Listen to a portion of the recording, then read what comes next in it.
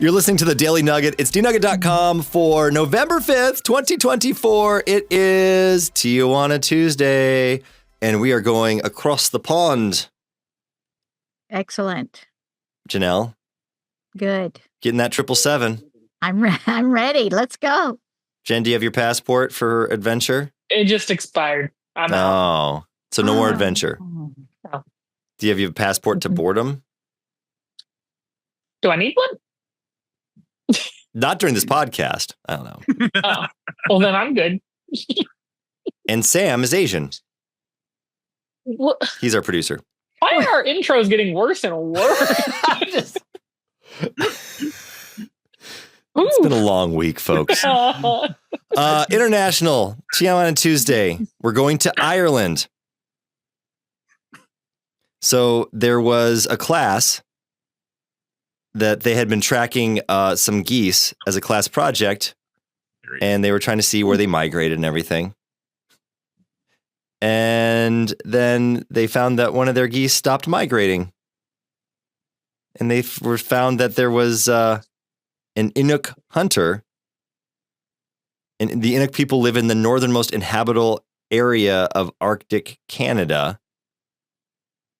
And this hunter caught the goose and cooked it up.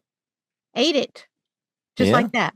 Oh, man. Their goose was cooked. Literally. Well, and I guess, they found the man and interviewed him. It was eaten by Devin Manick and his family, a group of Inuk people who live in the northernmost inhabitable area of Arctic Canada. And he said it tasted good.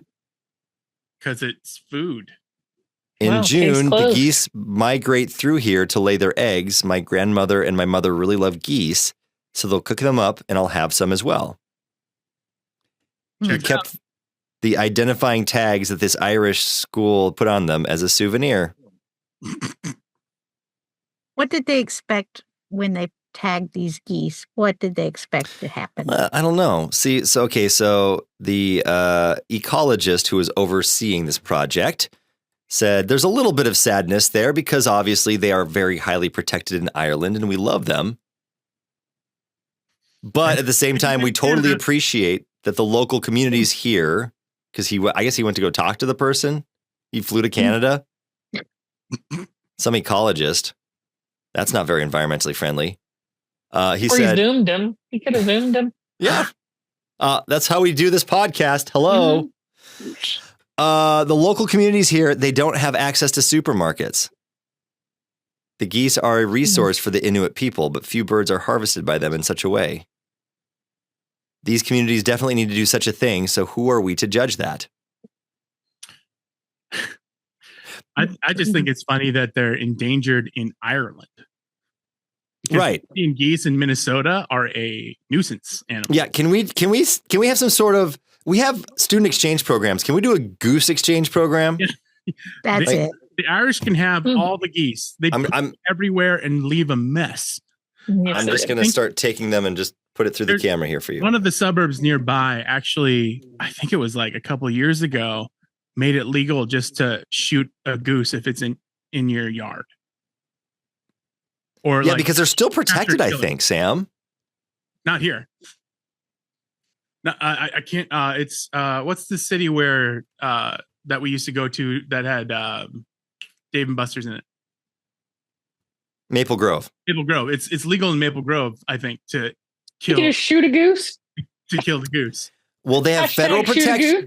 They have federal protection because it's the Migratory Bird Treaty Act protects Canada geese as migratory birds. This means Canada geese can only be hunted during specific seasons and under certain conditions.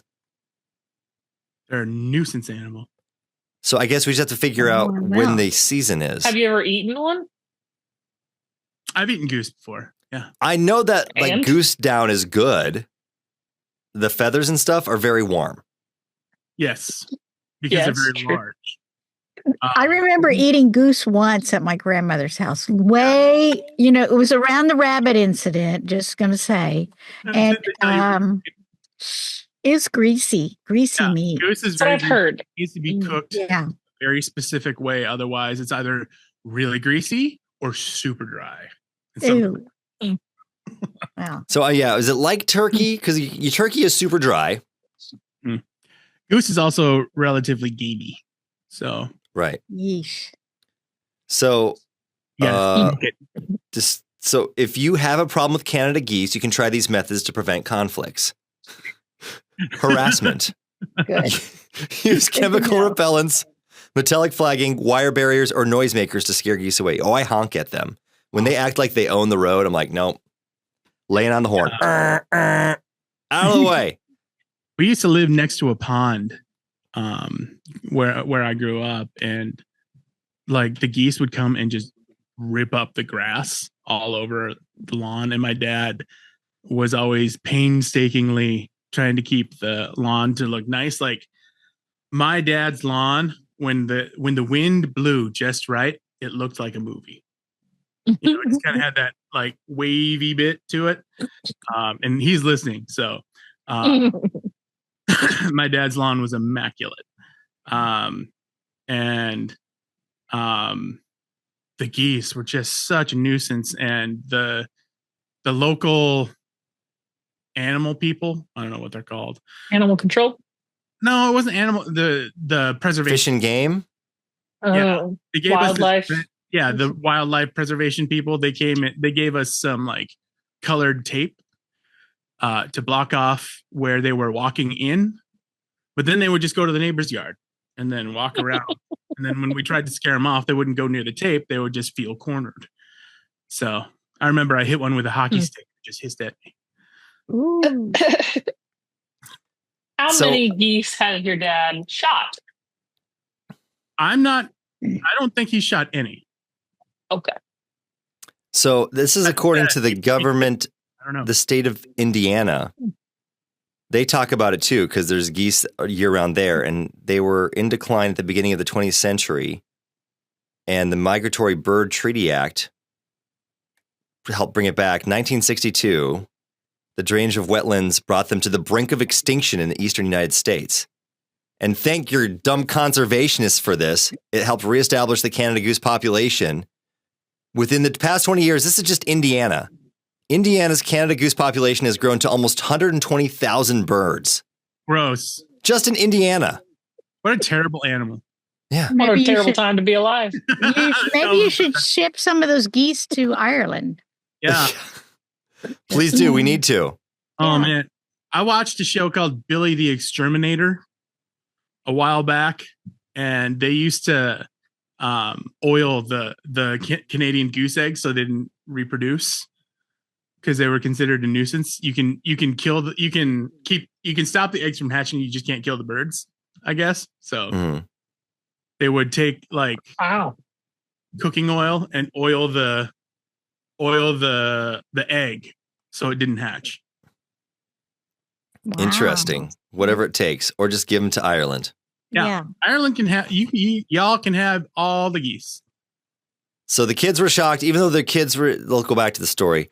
It says even though the kids were shocked, their goose was cooked. It did open an opportunity for learning. There was some shock in the class when they discovered the fate of the goose. Oh my! But they've discovered that 5,000 kilometers away is just a number. The Arctic is a place way out there because that's where it happened, right? They flew.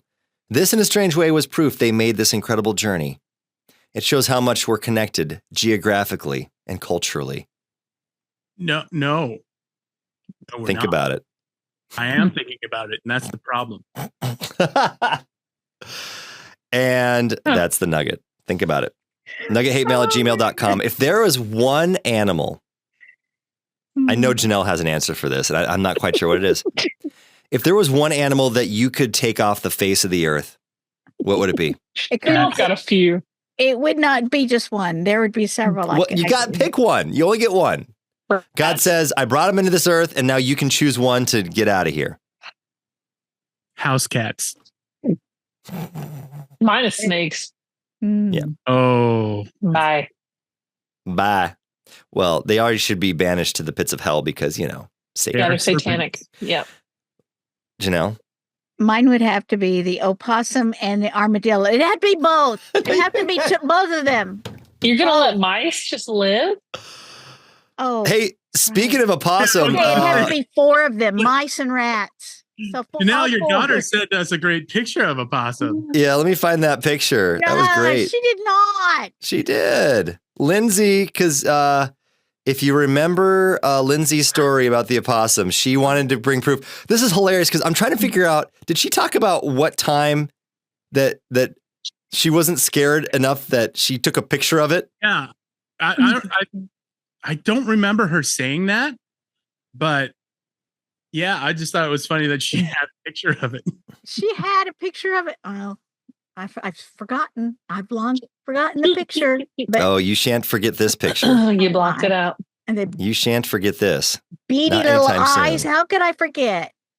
Okay. Well, how can you say you might change your mind, Janelle? I want you to tell me again what animal you would just wipe off the face of the earth It would when you have to see be this. It would have to be the rat. The rat. Yeah. Here we go.